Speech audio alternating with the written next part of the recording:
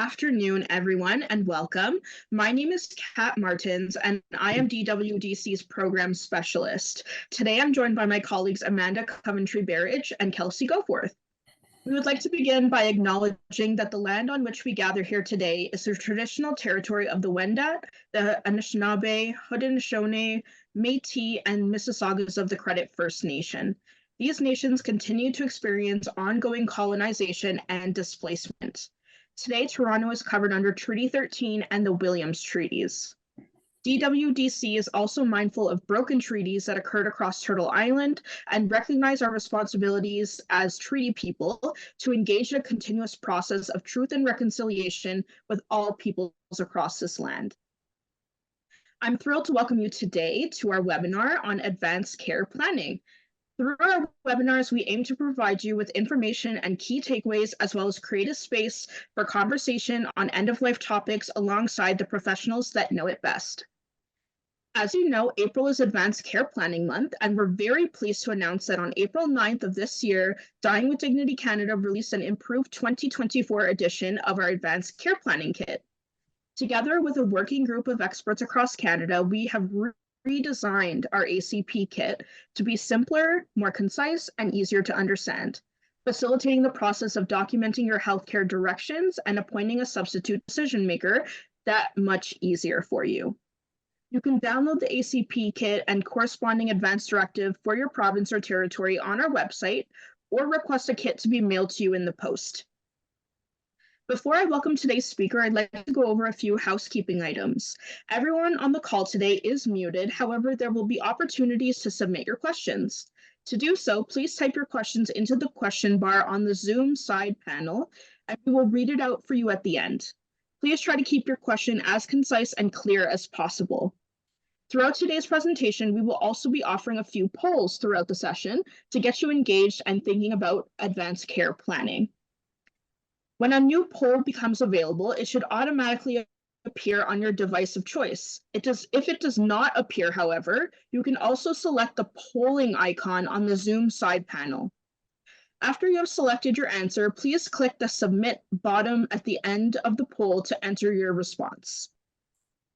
Of course, while we are going to try to get to as many audience questions as possible, unfortunately, we may not get to everyone.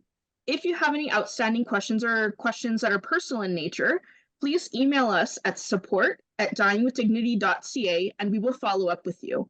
This session will be recorded, so there's no need to take any notes. There will also be a post-webinar survey that will pop up on your screen after the webinar and will give you the opportunity to share your feedback. We are also accepting registration for an upcoming series of our Death Dialogues program, so please enter your information in the post-webinar survey if you are interested. And last but not least, I'd like to bring your attention to one of our special projects. Last year on World Right to Die Day, Dying with Dignity Canada hosted the premiere of the documentary In My Own Time, providing first-hand accounts and perspectives on medical assistance in dying not commonly seen in media reports, told through emotional patient stories across Canada. Over 4,600 people have already seen the film at premieres across Canada in 2023 and early 2024, and now I'm delighted to report that you can watch it on demand from the comfort of your own home. If you haven't heard about In My Own Time, now's your chance. I'm going to play a short trailer for the documentary right now for you.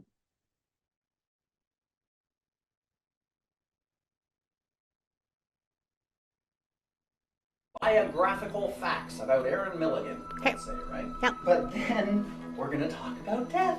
Yeah. The reason we're all here. Assisted deaths are a little bit like births. I know that sounds strange, but each one is really unique. The thought of losing control is something that is very scary for people. I'm like a jar of pickles that's been on the shelf for 30 years now, and somebody should eat me soon or throw me out. We're there. We are almost there. We are certainly there for the vast majority of people that it should. One woman's battle with a terrible disease and her other fight for the right to die. This case is not about euthanasia, which is illegal. Legally, where do we stand right now on the matter? That's okay, we're gonna get through this. This is how I'm going to make my life, my death, the most meaningful I can. Are you looking for honesty, or are you looking for the right answer? No one that has a cancer diagnosis deserves to suffer. We need to be treated with dignity and fairness. You don't get to do that all the time. I just want to do it. We only live once. We also only die once. And so to have the privilege to help these people die the way they want is pretty amazing. I hope that that touched you just as much as it touched all of us. The true and difficult stories of those across Canada accessing MAID. If you'd like to watch it, again, it's on demand, available for you now. And without further ado, let's introduce today's speakers. Joanne Haun and Karen Hendrickson are the founders of the Death Doula Network International. As a team, Joanne and Karen are pragmatic and heart-centered death educators, community builders, speakers, and end-of-life doulas. With training in coaching, end-of-life, community death caring, grief, conflict resolution, and communications, this team has a passion for using the conversation around death as a pathway to growth and healing for individuals, communities, and the planet. Everything they do is designed to create an intimate, informative, and inspiring container for reflection and personal action. We are also very fortunate to have Joanne and Karen's support as DWDC's volunteers, with Joanne serving as DWDC's chapter chair for the Kelowna-Okanagan region of British Columbia. Thank you so much to our speakers for joining us today, and Karen and Joanne have kindly put together a presentation for today's session, and will also be introducing a few polls throughout their presentation, as we mentioned earlier, to get you engaged and thinking about advanced care planning. Joanne and Karen, the floor is yours. Thank you, Kat. Thank you, Kat. Karen, do you want to do the introduction, please, while I figure this out? Sure. So as Kat mentioned, not only are we volunteers with Dying with Dignity Canada, we are the co-founders of Death Doula Network International, and our passion is providing education and resources for death caring and health caring professionals, as well as other community support workers and the general public. We know our education and resources enable others to gain comfort with their own mortality and confidence in how they support others or advocate for themselves through aging, illness, or end of life, which allows us all to live and die in ways that are meaningful for us. We want to begin today by acknowledging that we're actually facilitating this event from the unceded Indigenous homelands of the Katsi-Kwantlen First Nations and the Syilx First Nations, and all of their ancestors who've lived on and served as stewards of these lands since time immemorial. And we want to thank you for choosing to be here with us today. Yeah, thank you. Okay, so let's go. So today we're going to talk a little bit about what advanced care planning is, but more importantly, the importance of it and the importance of good decisions around representation, your representative or your medical proxy. And we're going to provide some tips on how to have these uncomfortable conversations, or what can sometimes feel uncomfortable, about end-of-life planning with your loved ones. Our objectives today are to engage you in thinking and talking about advanced care planning, help you to start thinking about choosing a medical representative, help you to plan how to start conversations about advanced care planning with people who matter most to you, as well as your medical team. So let's begin by finding out, we'll do a poll and we'll find out where everybody is at. So if you're able to launch that, please. There we go. All right, everyone. So we've launched the poll. So just as we mentioned, most of your screens will have the poll show up automatically, so you can select an answer and press submit. If it does not show up for you, then you can select the icon at the bottom called polling, and it will show up. We're going to take about, let's say, 20 seconds here, let everybody submit their answers, and then we'll go ahead and close the poll and we'll share the results. So this is just a quick check-in. What end-of-life planning have you completed so far? You've done your will, maybe your power of attorney, your estate planning, your advanced care plan, or your after-death care instructions. All of them, some of them. We just always like to do a check-in. Yeah, and the poll is anonymous, just so you know. All right, folks, we've got about another 5 seconds before we close it down. Thank you to everybody that submitted their answers. All right, so we're going to go ahead and close the poll, and now we're going to share the results. And for any folks that don't have access to visual component, I'm just going to read off the results here. So 93% answered that they've completed their will. 86% answered that they also completed a power of attorney, the financial legal aspect. 59% said they completed estate planning. 40% said their advanced care plan was completed, and then 32% said they had completed after death care instructions. And so that's pretty good to know that so much work has been done in so many areas. But the truth is that even if you haven't yet begun and you're just starting now, that's an okay answer too. We would at this point just like to remind you that it is important. We will be using some language today that references the language that's used here in the province of British Columbia. And so we would just encourage you to check with your local regulations within your province or territory about the language, both in respect to paperwork and the references that we make. So as an example, we call a medical representative the person that makes your decisions for you when you can't speak for yourself. And we know in other areas of the country, they're called a proxy or a medical power of attorney, those types of things. So we just want to remind you of that. And so advanced care planning, what is it? You may be well familiar with this. Advanced care planning is an essential part of life, well lived, and the greatest gift that you can leave your loved ones. It's a plan for tomorrow so that you can live for today. So people know what to do for you if you need help and are unable to speak for yourself. Don't leave your people guessing and potentially making decisions that don't align with your wishes. We plan for our finances and estates by having an estate plan, a will, and a power of attorney. So we should also plan for our health care too. The best time to do this is while we're healthy, so we're not under the stress of illness or terminal diagnosis, because we know a health crisis and our personal situations can change at any time and without notice. Our focus today is to talk about the importance of having an advanced care plan. And we think a great way to do this is to start with an exercise. Okay, so we would like you to get comfortable in your seat. You can close your eyes and focus on this scenario. It's Thursday afternoon and you have a meeting to attend this evening. You're really looking forward to this. It's a planning session for an exciting event that you and your team are hosting. You zip through dinner and you rush to get dressed. And just before you leave, you kiss your spouse and say goodbye to whoever is in the house. And then you hop in your vehicle.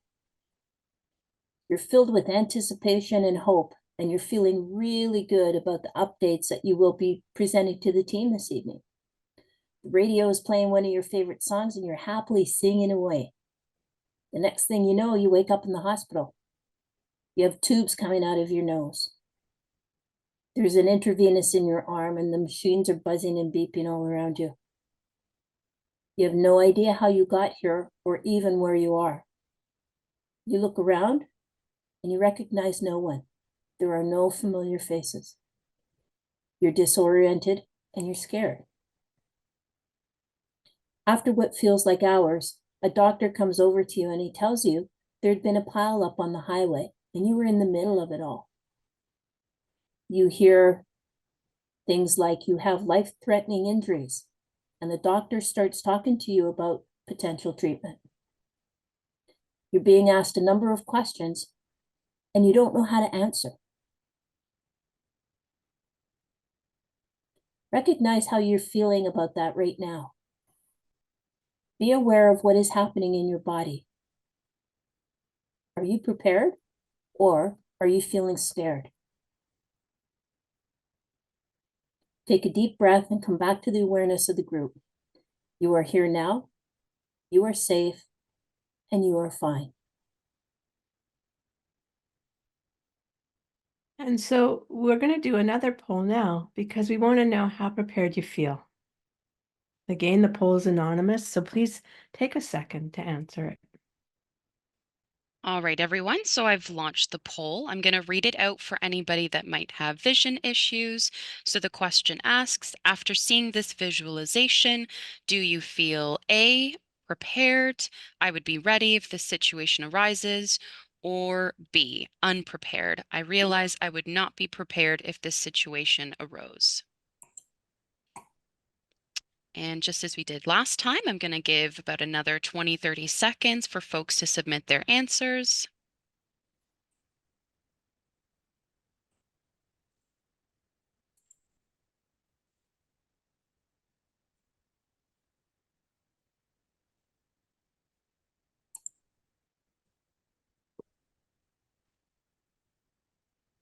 All right, we've got another 10 seconds here. Thanks to everybody that submitted their answers. And I'm going to go ahead and close the poll and let's share the results. Okay, so about 42% of the audience said that they would A, be prepared and ready if a situation like this arose, and 58% of the audience said B, unprepared. I realize I would not be prepared if a situation like this arose. And so this is why we feel the visualization is important. It's just for us to be able to give a check-in. And so we want to remind you, if you are already familiar, or maybe just bring to your attention that this is exactly why advanced care planning is important. No one will know what you want for your care, and they will have no idea what quality of life means to you or what you're willing to go through to live longer. The medical team will take all measures to extend your life, unless they're instructed otherwise by you or someone speaking on your behalf. This means you could be put on life support, even though that is something you maybe never wanted. And your loved ones will carry guilt and regret on the decisions they may make on your behalf. They will continually question the decisions they made for you long after your death, and this will make their grief heavier. All because you never had the conversations, you never did the planning, and they have no idea what is important to you and why. So once you have compiled your care plan, give thought to who you would like to speak for you to convey your wishes to the medical team in the event that you are unable to speak for yourself. That person will become your voice and will make decisions about your personal care, medical treatments based on your wishes and conversations that you've had. So now we're going to give you 10 seconds to write down the name of 1 or 2 people who you would consider designating as your medical representative in the event that you are unable to speak for yourself.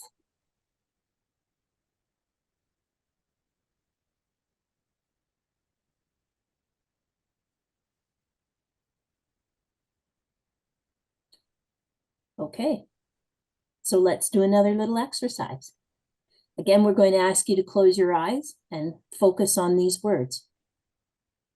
We're going to take you back to the hospital. You're disoriented and confused. You hear the doctor talking about severe concussion, broken bones, a few other injuries. Complicated surgery is mentioned. And the doctor asks, "Do you understand what I'm saying?" You go to answer and your words are all muddled and nonsensical. Your head is spinning and pounding. And you're very confused.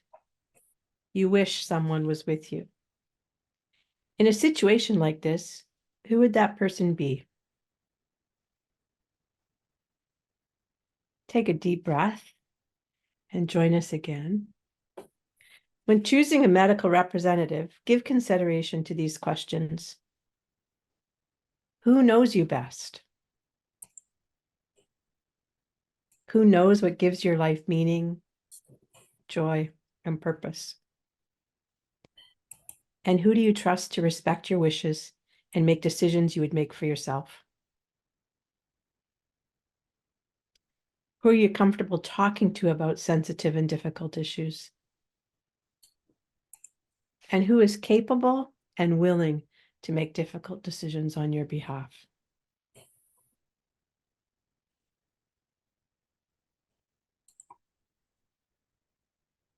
Who would honor your wishes even if those wishes differed from their own? Who is calm in a crisis? Who is able to handle conflict or disagreement?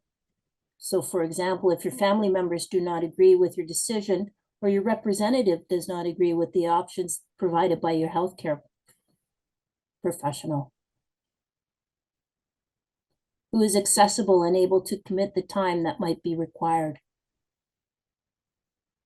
Now look at the name of the person that you wrote down earlier. Based on the exercise that we just did, is this still the person you would like to have to be your representative to speak for you if you can't speak for yourself, or would you select someone else?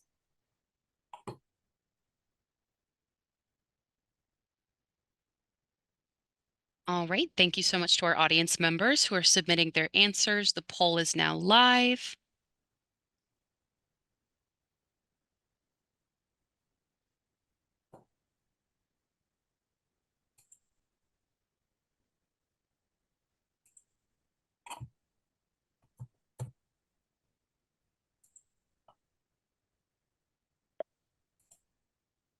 All right, we're going to hold off for just another 10 seconds for anybody else that would like to submit their answers.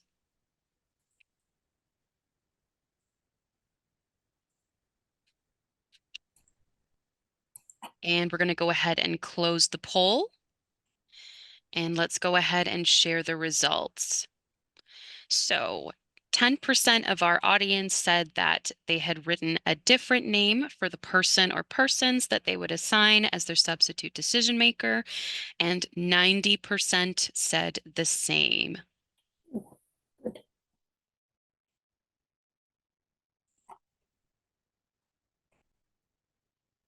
That's great. That means we've given some really good consideration to not only the first person we oftentimes think of, maybe a spouse or what have you, but also giving thought to the fact that they actually would have the emotional capacity and the fortitude to be able to do these things for you. So I've appointed my good friend Karen here as my medical representative. And when I told my son, he was really relieved that he wouldn't be called upon to make a decision that he may regret later. Karen doesn't care. She knows what I want. We will send the questions out as a handout following the webinar. But without a representation agreement, each province has a list of priorities for substitute decision makers that the medical team will turn to make those decisions for you. This may mean that someone you wouldn't appoint is now making decisions on your behalf. So in BC, the first person on the list to be called is a spouse.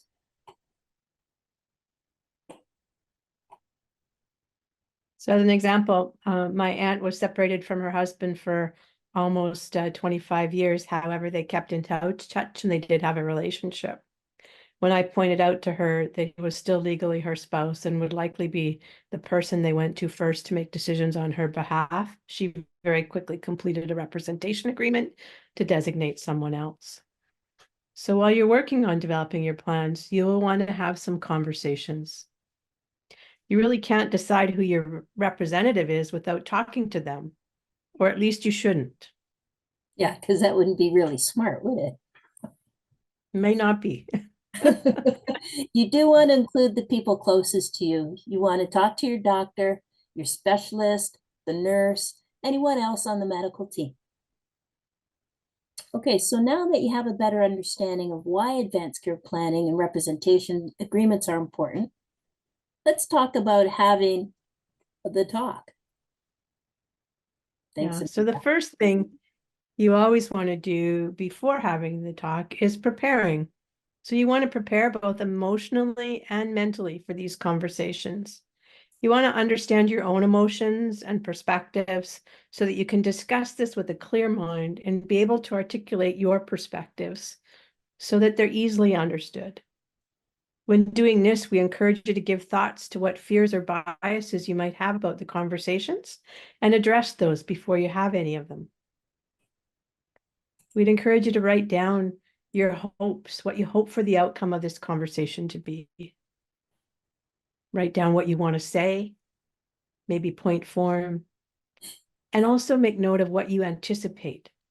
So what you anticipate the response will be from those you're having the conversation with. How you can respond to those responses of them, to their questions, and how you can be clear on why this conversation is so important to you. And so that you could be able to, want them to help people to understand the care that you want, and that you want to prepare everyone to support your healthcare decisions so they can make decisions that reflect your values, your goals, and wishes if you're unable to speak for yourself. You also want to have people who are able to support your decision maker, your representative. Conversations help with that. We use the visualizations to help inform your planning and also help you in preparing for these conversations. Next slide, please. So you also want to select a time that is suitable for everyone, and so nobody is rushed. So you don't want to do it as someone walks through the door at the end of the day. You want to pick a time when you feel relaxed and everybody has time to sit down and talk and really spend the time necessary. You want to select a place that is comfortable, quiet, without noise or distractions so you can focus and be heard. And you want to pick some place that is private to allow for open discussion and the potential for raised voices, because sometimes these conversations can get a little heated. So you don't want to do this at a coffee shop or someplace where there's a lot of background noise and people. And sometimes the family dinner may not be the right place to tell your people you've selected your best friend as your medical representative. No, because if that was at my place, I'd end up chuck in my head. Sometimes it's worthwhile having a fewer smaller conversations before big conversations. You want to be able to create a safe space and that's respectful of the atmosphere. You want to set a positive tone. So you can say something like, I'm healthy at the moment, but I want to talk to you about my wishes in the event I get sick or I'm in an accident. You want to be able to explain why the conversation is important to you. I want you to understand what is important to me so we don't have any surprises or conflicts when it comes to my wishes. You want to state what you're afraid of and what you hope to achieve. You may be afraid the person won't agree with your wishes and decisions, or you don't necessarily need them to be in agreement, but you would like them to understand and accept your decisions.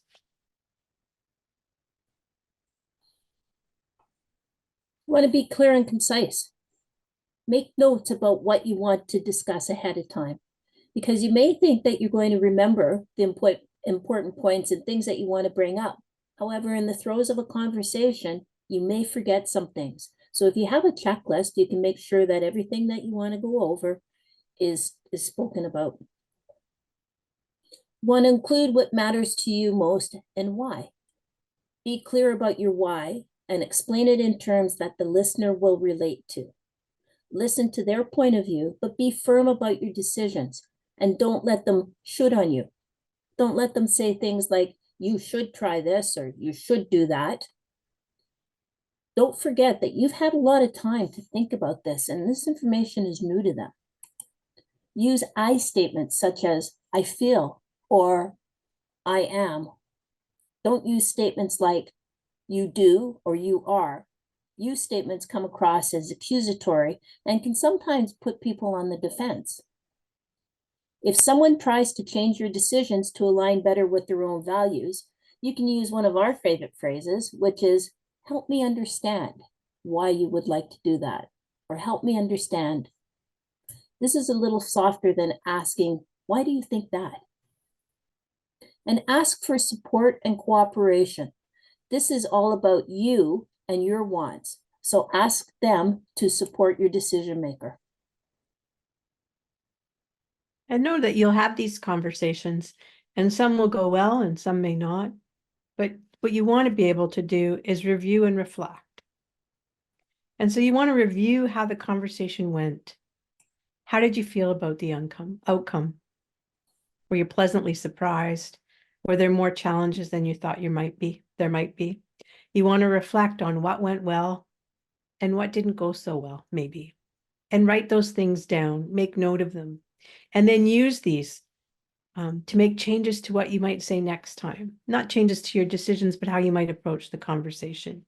Use these insights for the next conversation, because there will be a next conversation. Conversations on advanced care planning and end-of-life wishes do not happen only once. Although I did have an uncle who invited his adult children and their families to dinner, and he sat at the table and he said, here's a copy of my will and my power of attorney, and I don't want any medical intervention, and I'm only having this conversation once. The reality is that he ended up being diagnosed with cancer, and they had multiple decisions afterward, or multiple conversations afterward. It is a series of conversations over a period of time and can be easily modified and changed as you go. So you should review your advanced care plan annually. Yeah, not something you want to do on your birthday, though. Maybe not, but maybe when it's time to change the batteries in the smoke alarm. And don't forget to change your plan as your personal circumstances change too. And remember again to check your local regulations for terminology and paperwork requirements in your region. Okay, so let's do a little recap on what we've covered today. We've spoken about the importance of advanced care planning and what that means, what that does. We spoke about representation agreements for health and things to consider when choosing your medical representative. We do encourage you to give serious thought to who your representative is and make sure that you have conversations about your wishes so people know and they don't have to guess. So today we talked about advanced care plans in terms of health care, but in reality, you should think about your holistic advanced care plan, which includes your wishes for your health care, wishes for your personal care, for your finances, your legal documents like your power of attorney and a will, as well as your wishes for after-death care. We provided you with a few tips on preparing for those courageous conversations.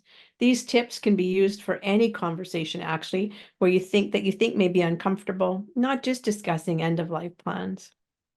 And remember to check your regional regulations for document requirements and get familiar with the terminology used in your region. Conversations about advanced care planning and end-of-life wishes do not happen only once. When we plan for them, they can go better than we might anticipate. They are a series of conversations over a period of time. The people you talk to will want to go away. They'll process what you've shared with them, and they may come back with more questions, or you may come back with more information to be shared.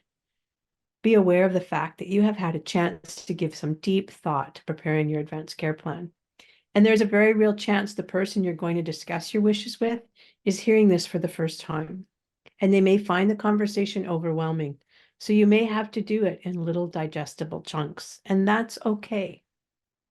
When you plan and prepare, you give thought to how the individuals might respond to you, what information they might need. These can go more smoothly. Your conversations will be integral to outcomes should you find yourself in a situation like the two visualizations we shared with you today.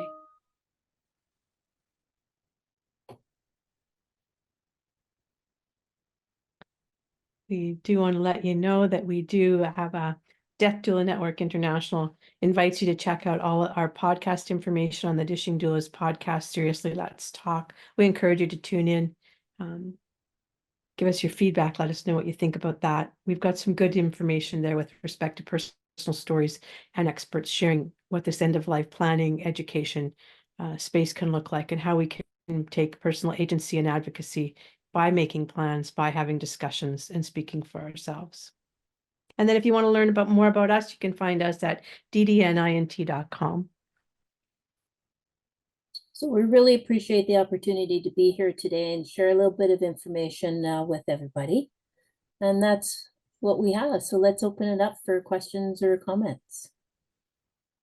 Thank you both so much. This has been wonderful, and we're so grateful to have you here to mark Advanced Care Planning Month, which is just one opportunity of many for us to start thinking about our end-of-life choices. And I think there's a lot of great takeaways that people have to hopefully work on their advanced care planning this month or elsewhere in the year. So we will take some audience questions. If you have additional questions, please feel free to continue submitting them through the Q&A box, and we'll try to get to as many as we can today. So the first question is about logistics. So if somebody's filling in their documentation about advanced care planning, they're going to keep some copy for themselves, give it to their decision maker, but this person's also wondering if they should give it to their lawyer.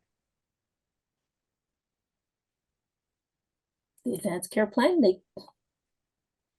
sometimes sometimes your lawyer may have done an advanced care plan with you. They offer that up often as a service now when you're completing your will and your power of attorney. If you haven't done it with them, there's no harm in giving it to them, unless they're, my only piece would be is unless they're charging you a fee to hold it. Mm-hmm. Yeah. Great, thank you.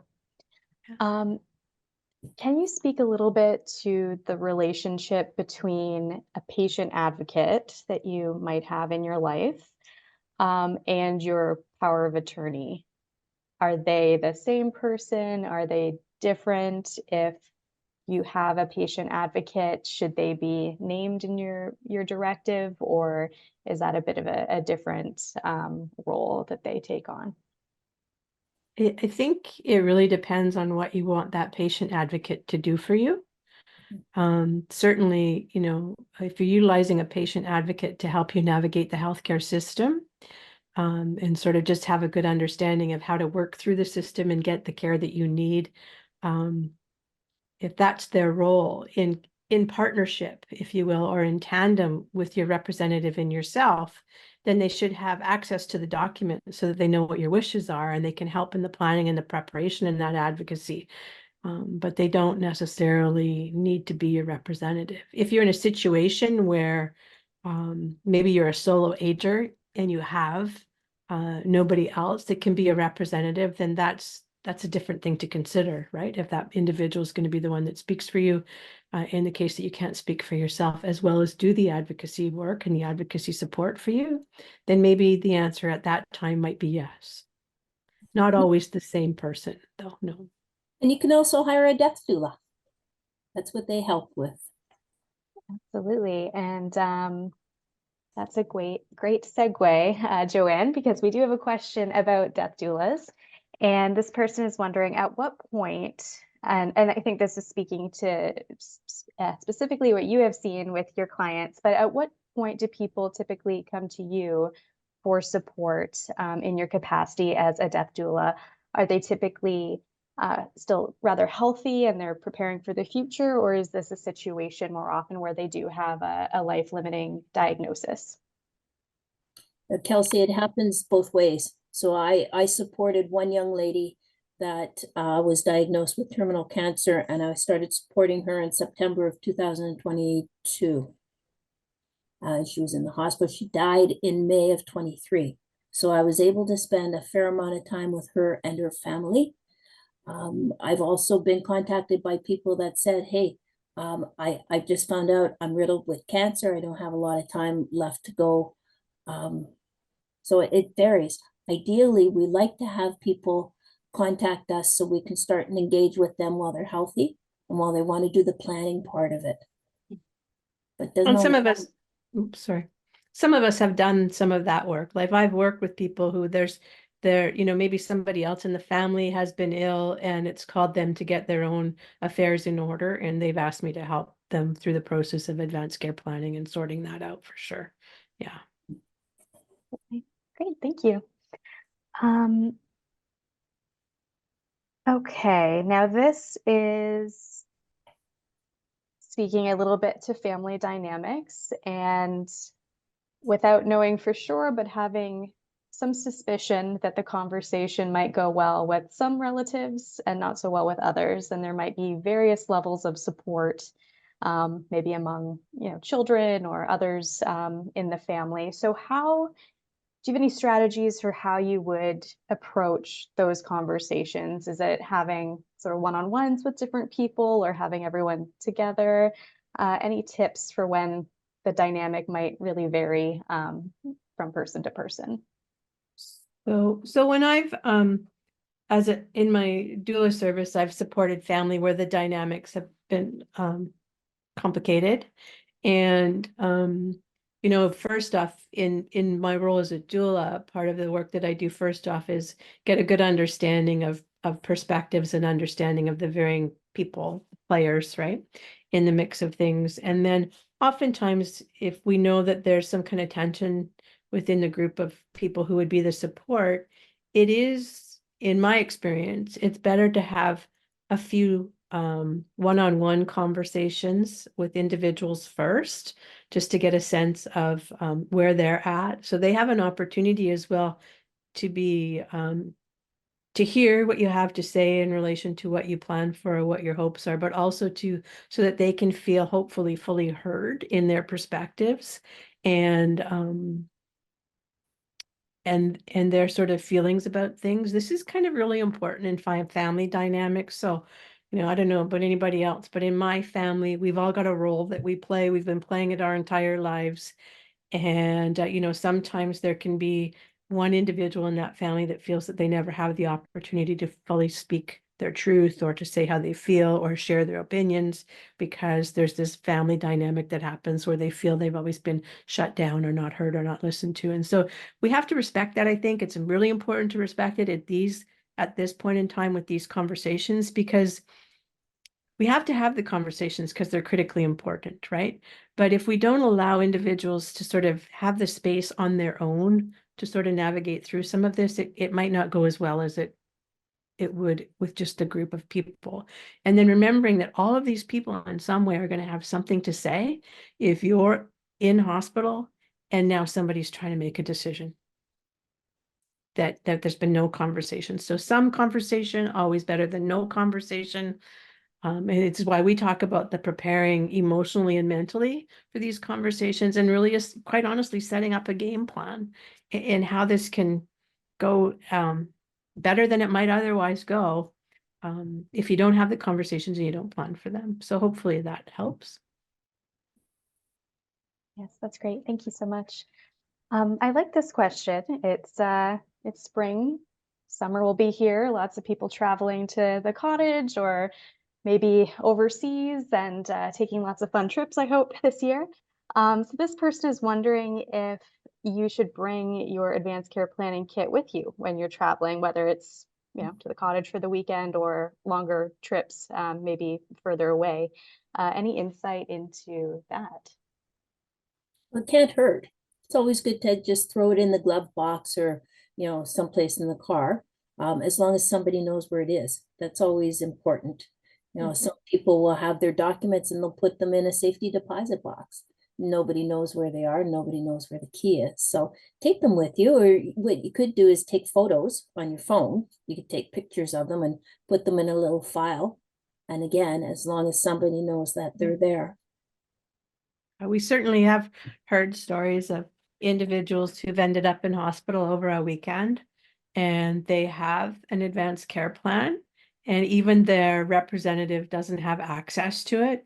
And over the course of weekend, treatments that may not have been desired have occurred because the documentations haven't been able to be produced. And so it is something to think about. Just like, you're encouraged, certainly in BC here, we have a green sleeve program, and you're encouraged to have a copy of your advanced care planning and all of your medical history and information on your fridge. And so if it's important to have on your fridge, it's probably important to have at the cottage or be accessible to somebody, right, in some way to know. In an emergency, remember, in an emergency situation, if there are EMTs that are involved, paramedics or what have you, the likelihood is that even if you can speak for yourself, you're going to be probably pretty muddled about things. I was in a car accident a number of years ago now. All that happened to me is that my wrist got shattered, but I was picked up in an ambulance and taken to hospital. And quite honestly, I did not really have clear thought. I wasn't in a life-threatening situation, but I did not have clear thought. And so These are things to be mindful of in some way, right? Or you have on your phone it clearly marked that. So like on my phone, I think I saw a question here too around the ice, right? I have in case of emergency contacts. And so maybe in your iPhone, on your contacts, or on your contacts in your phone, you have that emergency contact person. You've got them identified as ice, but maybe you also have, if they're your representative, you have it identified as well. And you have note in the file that they have a copy of your advanced care plan. Because if you've got a representative, they should have a copy. Absolutely. Great. Thank you for that. A couple other questions came through about death doulas and the work of death doulas. So one person asked, can you tell us more about the role of death doulas and what they do? And then a second person has asked specifically about the advanced care planning piece and how a death doula may be able to support in that specific area. Okay. So death doulas are kind of like librarians, if you will. We provide options to people. We provide them with local resources, let them know that there's things that can be done that you might not be aware of. For instance, you can have a very nice cremation for under maybe $3,000 or $4,000. You don't have to spend thousands of dollars. You can, of course, but people need to know that there's other options out there and available. We help advocate with the medical team. So, I've gone to medical appointments with a client where the doctor is speaking to her, letting her know about the treatments. She's focused on the doctor, probably not hearing it all. And I'm writing notes and taking it down so we can review it later on. I also encourage people when they are with the doctor, ask permission to record the conversation. 9 times out of 10, the physician will say, absolutely, it's not a problem. You can review that later on again, because every time you listen to the recording, you'll probably pick up something different. What else do we do, Karen? We also do what we would call companioning, right? Companioning. So, a lot of times, a lot of what we do is simply that, sitting, listening, helping people explore all the things that come to mind for them when they're in this final phase of their life. There's a lot of life review that happens, a lot of so in some cases there could be legacy work done. There could be relationships they want some resolve with. There could be so many factors in there that a doula can support. And, as well as sitting bedside and providing vigil and all of those things. And then some of us do also, grief support after death for those that are left behind as well too. So it's quite a broad scope. Some do a lot of education, some work with advanced care planning, helping people to complete those. And, the question around that is, what does that look like? If somebody hires me for that work, a lot of the work that we do originally really is about just getting clear on what matters most to them with respect to quality of life. How do they define that? What means quality of life to them? Because that's the foundation, should be the foundation to the decisions that you're making about your care, right? Your decisions you're making about your care shouldn't be about what your family wants or what your best friend wants. It should be about what aligns with what truly brings me joy and creates quality of life for me. And then being able to make decisions based on care. Is the care going to provide that to me or not? So, Joe's often shared this, and we've shared this simple story of, a grandfather in hospital, been ill for a long, long time. What is it that brings him joy? Watching football, eating ice cream, and reading stories with his grandson. And so they're faced with this decision on potential surgery, right, for grandpa. And so his adult children ask after the surgery, is he going to be able to watch football, eat ice cream, and read stories with his grandson? And if the answer to those questions is yes, then the answer to the surgery is yes. If the answer to those questions is no, then maybe the answer to the surgery is no, thank you. It can be that simplistic, but we use tools and resources that really help people get deep into this reflective stuff so that all of their end-of-life plans are meaningful and purposeful and make sense for you. And then that makes it way easier for you also to explain to others why these decisions or these choices that you have are important to you. When they align with our values and beliefs, it becomes more powerful and much easier to talk about when we're conscious of what that is. And as doulas too, I'm in the process of putting together 2 celebration of life ceremonies. So that's something that I really enjoy doing. I encourage people, if you have an opportunity, if you have a disease or an illness, I encourage people to consider having a living celebration of life. You know, we can put it together, they can enjoy it with us. I did that with a very good friend of mine. It made the world of difference. She helped pick the slides, she helped pick the music. You know, she did her own eulogy. It was incredible. But we were able to watch that with her as a small group before we had the public gathering. So not everybody does that, but that's another thing that a doula might be able to do.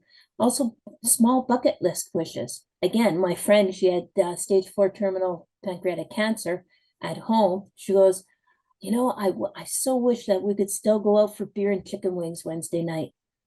Well, she couldn't, but we brought the beer and the chicken wings to her. And she was so happy to be able to just kind of feel like she was normal again, just for that one little moment. You know, bucket list wishes can be something as easy as, oh man, I wish I had mom's apple pie right now. You know, it doesn't have to be, I want to go jump out of an airplane. So there's a number of different things that we can offer to people. We just ask them what they want. What do you want your end to look like? What do you want that to look like? Where are you now? And let's get you to the best possible ending. So there's all kinds of things that a doula can help facilitate. And then one thing that I think we really should talk about here in this forum as well is that there really is a significant role for a death doula to play in support of individuals and their families who are going through the journey or the process of MAID. And so we certainly see both in our volunteer experience with DWD and other organizations, and also as doulas, how there are gaps and there's necessary resources and support that individuals need when they're going through this really deep, right, tough journey. And, you know, oftentimes we see that there's, there can be lack of information that's been shared, or recognition of ways that the planning for the final day can look so much better than it sometimes does, because people don't necessarily have the information that they need, or recognize that there's lots of ways that this can look. It doesn't have to be in a facility, it doesn't necessarily have to be in your home. There's a lot of options. There's a lot of ways that we can turn this into a really lovely and beautiful experience as best as possible for the individual choosing MAID and their people that are supporting them. And Joe and I both have done work in supporting others in that process, for sure. Right, an integral piece, I feel, and a great opportunity, actually, both for those in the process and for doulas, in sort of helping to make this difficult time a little bit easier.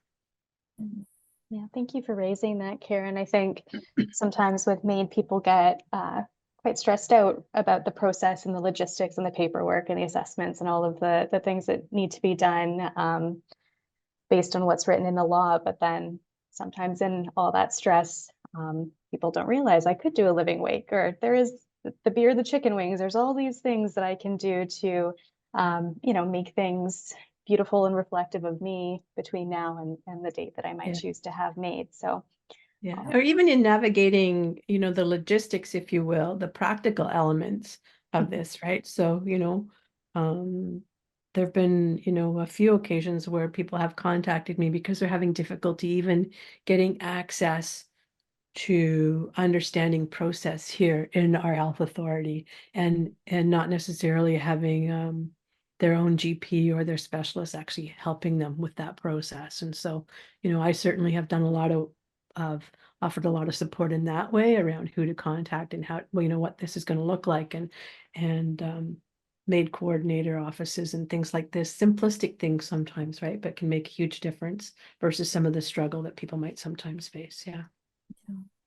I think you saying, Karen, what this will look like, in a MAID context is one thing, but I think another topic that often comes up when navigating end of life is what certain treatment options might look like in reality. So we know feeding tube, we know, life support, we know these terms, but sometimes, especially those of us who aren't healthcare providers, knowing what that actually looks like when you're going through it is a whole different thing. So do you have any recommendations for how you could get that information early on in your process? So when I'm thinking today about what I might want in the future, how do I know what these things are going to look like without actually being there? Are there resources that exist that speak to that a little bit? We offer resources that come from Barbara Carnes out of the United States. She has some exceptional resources that she's put together that are on end of life, many end of life topics for individuals, families, and for professionals as well. Some of her booklets that we offer here in Canada actually speak very specifically about what you can expect through as your body's going through the dying process and what that might look like. And then also, I think there's one in the package that's for individuals supporting someone who's in the dying phase, things that you can do. Oftentimes as doulas, we often hear, you know, my mom's in hospice and I feel like we're just waiting. Like, I don't know what to do. What do we do? And so there's some guidance in that way. Excellent materials, easy to read, easy to get through, and meaningful for people. And I give them to all of my clients and they make a difference. So there's that. With respect to particular treatments and what that might look like for individuals, I think this is where the advocacy and building the strength as a patient, and sort of being able to ask the really sometimes difficult questions of your specialist or your oncologist is to ask, what will this actually physically look like for me? You know, for representatives and patients too, asking, what is the value in my dad being tube fed right now? You know, we know that and this isn't meant to be negative in any ways, but we know that our medical professionals are there to extend and sustain life. And yet the truth is that there's a time when our body is in a dying process where it no longer needs nutrition or hydration. And yet oftentimes we will still see these things happening for people. And it's just sustaining and actually in some cases causing more harm to the body. So when the body no longer needs hydration and nutrition, it can be more harmful and create more pain and discomfort for the individual than to stop it. But, you know, this is again work that we do as doulas in helping loved ones to understand where their person is at in this process, what these types of decisions mean for them, and you know, and to help them to make more informed, better decisions, right, about what's next. And to gently encourage them to speak to the medical team, right? And ask, like Karen said, what is that treatment going to do for me? A lot of time it's us, the watchers, that are sitting at the bedside going, oh my goodness, my mom's not eating, she's not drinking, put the IV in, give her, right? When the reality is the organs are shutting down, you put an IV and she's going to drown. So if people are aware of the consequences or the outcomes of certain treatments, it makes it easier for them as well. Yeah, absolutely. I think knowing what questions to ask when you're in that situation of the healthcare team, it can make such a huge difference in the moment. So I have another question for you. We've talked a lot about us as the people who are trying to talk to our family, our friends, our representatives about what we might want. But I want to flip that question a little bit to the other scenario. So if you're somebody who thinks and talks about death and end of life and your preferences all the time, but you have people in your life who aren't as interested in having those conversations about their own wishes, is there a way to ease into that topic without traumatizing that person or making them run further away from the topic and not want to discuss it? Kelsey, it sounds like you met my brother. You know, he constantly asks me, are you still doing that death stuff? And I say yes. I start talking to him and he just goes, doesn't want to. You know, there's a really valuable tool on the market called the Death Deck. And it's a conversation starting game, and they have multiple choice questions. They have what I like to call deep thinking questions that help get the conversation started. So one of my favorite deeper kind of questions is, name a scent that reminds you of somebody that's died. So then they start going, oh yeah, I remember grandma used to smell like cigarettes and coffee. And then, you know, the conversation can evolve from there. And somehow, sometimes it can develop into a much deeper conversation about, well, what do you want your grandchildren to remember your smell like? You know, things like that. So the Deaf Deck, again, we're the Canadian distributors for them. And that's not why I'm saying it's a good tool. It's a great tool for conversation starting. There's also Go Wish deck that's available. And what else is out there? The Hello from the Hospice and Palliative Care Association. These are all great conversation starters in a kind of fun way. Mm-hmm. Without specifically sort of jumping into the conversation. You know, I also think another thing that when we say it often, right? The greatest gift we can give ourselves is a life well lived. The greatest gift we can give our loved ones is a death well planned for. And so, you know, if you're wanting to have a conversation with somebody that you care about because you want to have an understanding of what their wishes are, right? It's finding language that can sort of relay to them that you recognize that by supporting their final wishes on their final days is the last gift of love you will be able to give them. Mm-hmm. And I want to make sure I do it right. And so I would love to have some insight into what really matters to you. Because then I would know that I could do it the right way for you. Right? The worst thing, and maybe it's not the worst thing, but I imagine it to be for my own family, if you will, right, is to imagine that they would be at my bedside arguing over what's next for me, or maybe even not even arguing, making decisions, and then forever being sad, of course, that I've died because they'll miss me terribly. But, you know, more importantly, grieving heavier and always questioning, did we do the right thing? Is that what mom would have wanted? Is that what my wife would have wanted? Mm-hmm. And right? It's important. Sorry, and that's why it's so important to give really deep consideration to your representative. I just had this conversation with my sister yesterday, asking her to finish up her advanced care plan. Her representative, she wants to be her husband. He's got the biggest heart. He's a big old teddy bear. And I said, you know, he's going to keep you alive as long as possible. And do you really, really want that? And she said, no. Well, give consideration to somebody else. Also, too, sometimes if they're highly emotional, like he is, right? To ask him to follow through on your decisions, if that's really ultimately what he would want, what would hold him up, is probably not kind. Because he doesn't want to have to make the decision. But maybe he can stand beside the good friend or the sister who can do it for me and just be sad.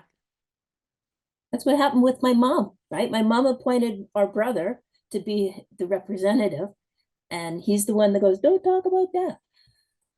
And he couldn't speak. So my sister and I made the decisions, but he had to physically tell the doctor. And even that part, for him to relay what we wanted, because we knew mom a little bit better, was difficult for him. Yeah.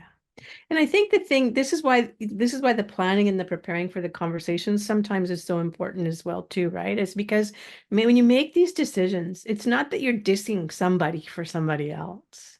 Mm-hmm. In truth, actually, you know, in a lot of ways, you might be creating relief for some. So just like I think Joe shared earlier about, you know, I'm her medical representative. When she told her adult son, he said, thank God, because I don't want to have to do that. Yeah. So, but it's why the planning and the preparing for the conversations can be so important, and really getting sense of how are people going to feel about this? What information are they going to need to be able to be comfortable and okay with what your wishes are and who you're choosing to speak for you? And so you have to be clear about why you're making these decisions and what they're going to need to be okay with it. And sometimes, like even in this, when individuals are choosing MAID, we know sometimes in these cases, they're asking the people that they love to support them, even if they don't support the decision. And the more open and clear dialogue you can have can help enable people to support you, even if it wasn't what they would choose. It's right. It can make it better. Always guaranteed? No, we can't guarantee that. But conversation, if planned well and prepared well, might help make it better. Thank you both so much. So Karen, I think you saw that a few people are asking this question, but could you repeat the name of Barbara Kearns or Carnes? We have a few people asking for that. It's Barbara Carnes, Karnes, and her material is available all over the world. But if you're in Canada, you can purchase it directly from us at ddnint.com. Barbara Carnes, if you Google her, you'll see that she's spent a lifetime sharing end-of-life education and materials everywhere. She's a phenomenal woman. She's a good friend of ours now, and she just helps to make this whole thing of dying, death, and end of life a little less complicated than we like to make it be. Yeah. Her one flagship book called Gone From My Sight describes the physical aspects of somebody dying from months out to hours before. It's 14 pages written in large print, grade 5 language. So it's very easy to read, digest, and understand.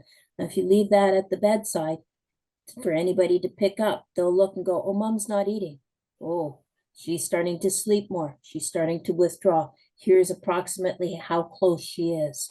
And it helps educate people rather, you can't predict 100%. Not everybody dies by the rules, if you will, but the majority of people, you can follow the progression of decline. And when it's laid out and explained in easy English, it helps people, helps the watchers. We utilize those books all the time. When I give them to doula clients, I encourage them, quite honestly, to leave them on the bedside table or on the coffee table for any and every visitor that comes who might pick it up and might glean a thing or two, and it's certainly far easier for those who are in the midst of all of this to grasp and understand than a 1-inch book from your health authority, which is what happens here is, so extremely helpful, extremely valuable. Her end-of-life guideline series is in a number of hospices across the United States. She's well-renowned and recognized there, and we would love to see them in every hospice here in Canada. Excellent. Well, I'm sure many folks on the call today will be checking out those resources. We're nearing the end of our time together today. I think we have time for one, maybe two questions.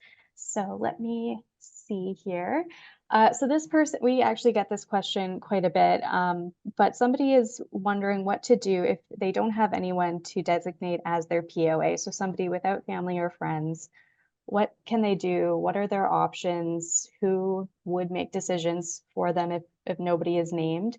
And does it make sense for them to prepare an advanced care plan that lays out their values, wishes, and beliefs anyway? Absolutely, they should have that written down.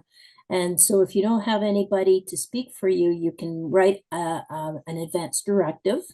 In the event that I am unable to speak for myself, I don't want any tubes. I don't want whatever measures you don't want. And then it's written down as an advance directive. Otherwise, the medical team will keep us alive as long as possible because that's what they do.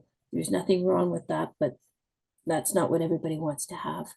Yeah, what happens is you become, if you have no one to speak for you and you're unable to speak for yourself in the healthcare authority, you become essentially a ward of the government. And so the public trustee is the one that manages your healthcare. And so whether you have a representative or not, that directive is critically important, and ensuring that anybody that is involved in your healthcare, while you're able to engage in that yourself, has a copy of it and is aware of it. And I would even go so far as to say carry a copy in your purse or your wallet or somewhere so that it's referenceable, because if you're on your own, that can be a challenge. Who's going to let people know that you have done the paperwork?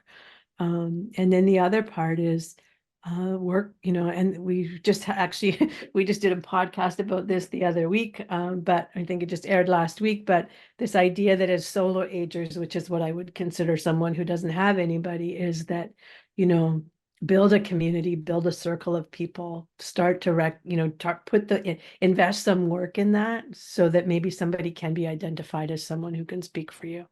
And of course, the ease of that depends on your physical state and your age and all of those things as well too, but there may be somebody. Yeah, hope that helps. Thank you. I think it did. Thank you so much. So one more quick question before we go. Can you talk a little bit more about what is included in after death care instructions? After death care. So that can be as much as, or as simple as, I want to be cremated or buried. It could be as extensive as, I want to die in the home. I want my sister or my partner to participate in the preparing of my body. I want to be wrapped in a shroud. I want to be cremated. I want to, I want, what else, Joe? I want a celebration of life, and this is how it's going to look, and this is the music that's going to be played, and these are the people who are going to speak about me, and these are the people I'm going to invite. This is the kind of cake I'm going to have. It could be as simple as I want to go to the funeral home, but I want, so if I think of my mom as an example, who's 88, I want to go to the funeral home, but I want my daughter Karen to participate in preparing my body. And there are some funeral homes that will do this, right? There's a beautiful place here in Vancouver called Carew, run by Nio Davis, that is amazing. And so it's again, this having this awareness, which is part of the work that creating this awareness about what we traditionally think and believe isn't our only option. And maybe that still is a choice that you would make for yourself, and that's okay. But there's other options too that can really help to bring, and the after death care side is really, I think, and feel bringing back this whole idea of community death care, which is being talked about a lot now, which is where community is engaged and involved in our process, as opposed to, I die in the hospital. My family says goodbye in 10 minutes. I go to the morgue in the hospital. I get transported to the traditional funeral home, right? I sign some papers. We have the usual traditional service in the funeral home or at a church, and it's over. And so, but it can be so much more than this now, and always could be. But now we're starting to re-engage it and re-educate people about the options here, right? So I'd far rather, if somebody were to take care of my body afterward and prepare for it, I might choose somebody close to me versus a stranger, right? So, these kind of things, right? So I supported a mom and her family when their 30-year-old son was dying of Hodgkin's lymphoma. He died at home. When I first met Mom 7 months prior, she said, this is what he wishes for, and I have no idea how I'm going to do it. And I don't know how I can be present and all of these things. And when he died in the home, she actively washed and prepared his body at home before they transported, cleaned up his beard, washed his hair, dressed him the way he wanted to be dressed. And we know that these types of experiences can really turn sad, regretful end of life experiences with those we care about into really good sacred memories for something that we would never wish for. The truth is, we never want to say goodbye to our people. It's always going to be sad, but maybe we can carry our grief just a little bit softer with some of these things if they're right for you. Thank you so much, Karen, and thank you for sharing that story of that family that you supported and a bit about what they were able to do for their person. It's really lovely. So we are out of time for today. Karen and Joanne, thank you so much for joining us today. We had a comment from someone who also wanted to thank you and said that you were both angels for being with us today and providing this wonderful information. As a reminder to our attendees, webinars like this one and all of our compassionate services are provided free of charge to Canadians navigating end of life, their loved ones, and their healthcare providers. To enable us to continue providing these services, please consider making a charitable donation. We'll put the link in the chat in case anybody would like to donate. Thank you again to our audience and to our lovely presenters, and we wish you all a wonderful afternoon. Take care. Thank you so much, Kelsey. Thank you.